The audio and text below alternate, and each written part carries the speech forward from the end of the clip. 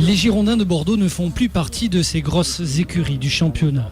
Vu le classement, cette saison, Montpellier est logiquement favori, mais ce déplacement intervient une semaine après la lourde défaite 3-0 face au PSG. René Girard est en grande discussion avec Mapou Yangabiwa. À trop vouloir briller devant les stars du PSG, Montpellier a oublié de défendre en bloc, d'offrir une réponse collective à chaque attaque adverse. On peut perdre un ballon. Si chaque fois qu'on perd un ballon dans le match, il y a un but, on s'en sort plus. Si chaque fois qu'on fait une erreur, il y a un but, c'est dramatique. Ce qui est intéressant, c'est de savoir comment on peut... C'est tout l'aspect tactique d'une équipe, c'est que quand on ne peut pas tout seul, on essaie de défendre à deux. Voilà, c'est toujours d'avoir un recours. Cette semaine, le MHSC a donc revu ses gammes afin de retrouver la rigueur défensive qui faisait notamment sa force en ce début de saison. Sur l'équipe qui débutera, quelques changements. Bocali est remplacé par Jeune-Champ au poste d'arrière droit.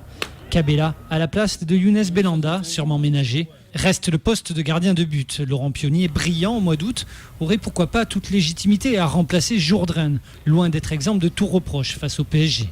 Jourdain également moins à l'aise sur les ballons aériens, qui devraient être nombreux face aux Girondins.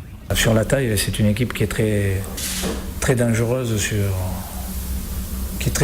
sur tout ce qui est coup de pied arrêté, parce qu'il y a beaucoup de hauteur, la hauteur on l'a peut-être pas, mais on peut avoir la rigueur. À domicile, Bordeaux n'a pas remporté le moindre match, alors que Montpellier s'est déjà imposé 2 fois à l'extérieur en 4 rencontres.